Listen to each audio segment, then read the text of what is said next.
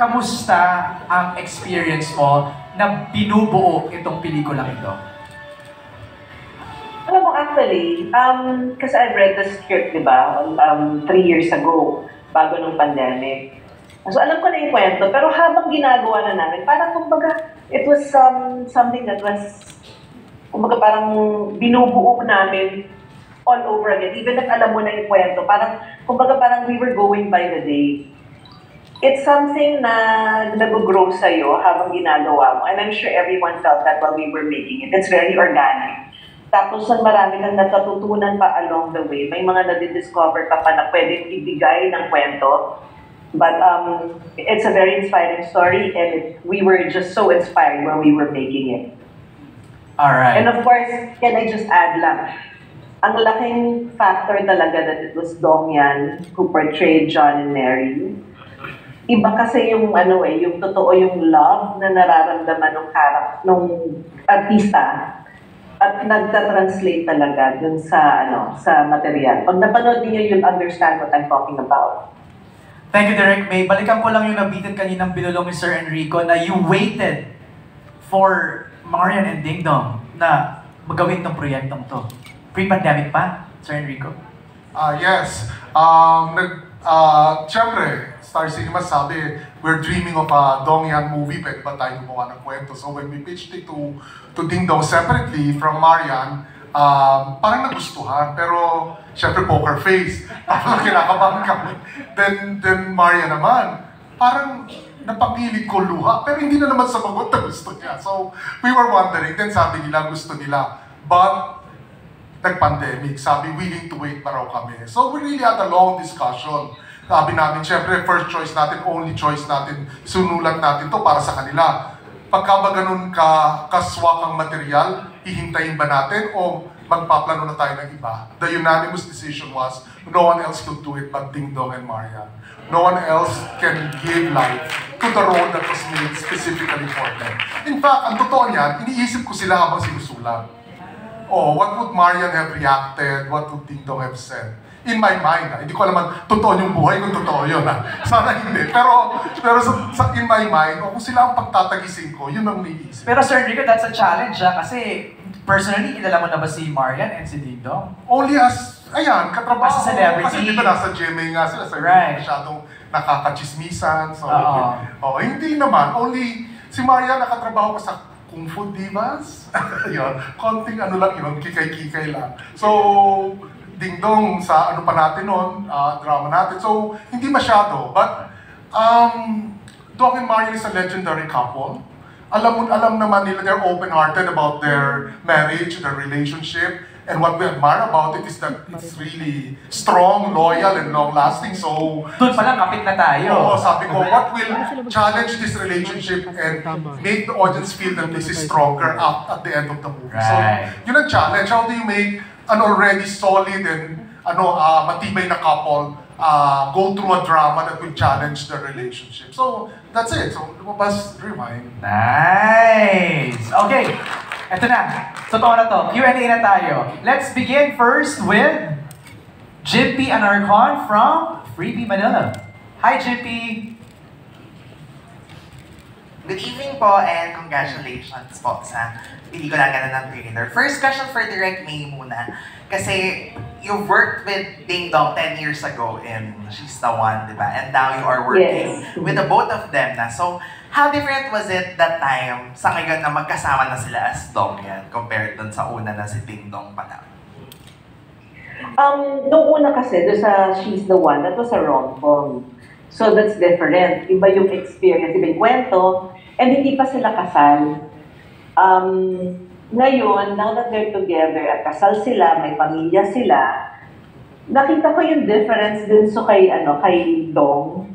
Parang yung lalim ng love, iba yung interpretation niya sa love because he loves his family dearly.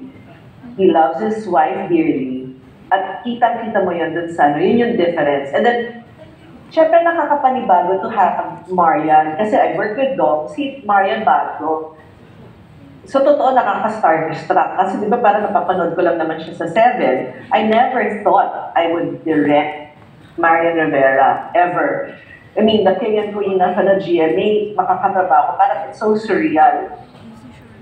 And then parang together, parang dun sa set, nakakagulat kasi parang they're so down to earth, sobrang humble, sobrang professional. Iba, parang, and then nakikita mo yung dynamics nila as a couple, parang sobrang sweet, sobrang nagbibigayan, at parang I really admire their relationship, their dynamics, and I'm just so fortunate that I was given this opportunity, this chance to work with the two of them. Again, when you watch the movie, there's so much love in their eyes, so much love in their actions na natatranslate. They really gave ibang depth dun sa characters nila. Alright, thank you, Direct May. And then next question Thank you. for Marian, kasi ikaw yung mas matagal na before nag-Star Cinema 10 years ago, but si Ding Dong mas madalas. So, this time, paano kanya parang in-orient ulit or welcome dun sa culture ng Star Cinema? Kasi syempre mas often yung pagtatrabaho niya with them. Alam mo, bago mag-start, isa lang sinabi niya sa akin. Sabi niya, I'm very excited for you. So the mere fact na sinabi niya yon, alam niyang mag-e-enjoy ako at sure siya na aalagaan ako ng Star Cinema. Then you mentioned earlier no, na this was your dream movie nung napanood mo yung trailer, yung Rushes. Parang how did Star Cinema make that happen ng through Rewind? Ano yung naging experience? Actually, parang ang hirap elaborate lahat. Sa script pa lang, sabi ko na, wow, thankful na ako. Kasama kong cast, actually, yung isa sa maganda sa amin kasi super bonding din kami dito. Parang, yes, nagtatrabaho kami, pero I'm looking forward na every time na papasok ako sa shoot, na makikita ko tong cast na to, ang saya-saya, the Truffle Girls! Hey, Truffle Girls! Yeah. So, nagkaroon ng bonding. Sabi ko nga, yun na palagi kong goal eh. Every time nagagawa ko ng isang proyekto, gusto ko nagiging kapamilya ko sila. At nangyari yan dito. And then, sabi ko, bonus pa with Direct May. Tapos kasama ko pa si Dong. Sabi ko nga, sobrang lubos-lubos biyaya talaga na ipinagkaloob talaga to sa akin. So I'm very blessed. Napaka-thankful ko na ma-experience lahat to. At sabi ko nga, sa kinukwento ni Dong sa akin, sa mga experience niya, sabi ko, Dad, at least ngayon, alam ko na ang pakiramdam. Was there a particular kwento na nabanggit ni Ding Dong sa'yo na, ganun din yung nangyari sa akin dito sa set? Lahat, actually, sa dami ng kinuwento niya, nahigitan pa yung experience ko. Kaya sabi ko, ay, ang saya, may susunod uli. Alright, thank you, JP. Thank you so much. Maraming salamat, JP. Let's call in now Chad Rosete of Manila Feed. Hi, Chad.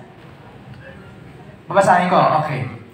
For Marian, kung meron kayong gustong i-rewind, i-pause sandali, at i-fast forward sa buhay ninyo as individuals or as a couple, ano yun at bakit? Ako? Actually, dalawang bagay. Although, sinabi din ni Dong to kanina, gusto ko yung mga pagkakataon na maliit pa yung mga anak ko. Kasi yung mga panahon na yun, nandun, naaalagaan ko, nahawakan ko, ang bilis talaga ng panahon, lumalaki talaga. Lalo na kapag busy ka, parang pag-uwi mo sa bahay, parang lumaki ng 1 inch, ay 2 inch na. So parang ang bilis lumaki ng mga bata. So sabi ko, sana pwede namin balikan yan para, alam mo yun, yung nandyan pa rin sila, maliliit pa rin sila, pero alam natin hindi mangyayari yan. So, ang next ko, yung wedding day ko. Kasi nung wedding day ko, dalawang bagay din. Nabuo yung pamilya ko. Nandun si mama, nandun si papa, nandun si nanay. At natupad yung pangarap ko na magkaroon ng asawang katulad niya. Hindi yun rewind, loop yun. Di ba? I-loop na lang natin para paulit-ulit. Dami ko naman. Naku, sinabi niya yung sagot ko. Hindi, ako yung sa kids eh. Yun talaga. Ako naman yung araw na nanganak sila. Kasi parang gusto ko mas humaba pa yung panahon na kasama sila. Although hindi ko naman sinasabi, ayoko sila lumaki, mangyayari yun. Pero yung moment pa na yun, and then, gusto kong balik-balikan yan. At syempre, para humaba rin yung samahan din namin. Right. Priceless kasi yung moment na yun eh, no? When the kids are so young pa. Ang follow-up question ni Chad is for Marian and Ding Dong pa rin. Sa maraming taon ninyong pagsasama, dumating rin ba kayo sa punto na sinubok ang inyong relasyon? At paano nyo nalagpasan ang puntong ito sa inyong buhay? Oo naman, lahat naman ng mga couples ay nagkakaroon ng challenges, di ba, sa kanilang relationship. Ganon din kami, actually sa amin, early on pa. Pero dahil matibay yung yung respeto namin sa isa't isa, yung pagmamahal, at higit sa lahat, we really recognize that God is at the center of our relationship. Dahil kung ganun talaga, sigurado meron at merong gagabay sa'yo. Ibabalik at ibabalik ka niya sa gitna. You wanna add to that, Marian? Oo, kasi hindi naman natin talaga maiiwasan. Sa isang relasyon, merong hindi pagkakaunawaan. Pero siguro one thing is for sure sa amin ni Dong, kung may mangyayari mang ganyan sa amin, hindi kami natutulog na hindi maayos ang lahat. Kailangan may heart-to-heart talk kami at after nun, talagang kailangan nasa sentro talaga siya. Kasi kahit anong plano ang gawin mo, siya pa rin ang masusunod. Siya pa rin ang master natin. Tama, correct. Good answer. Thank you, Marian and Ding Dong.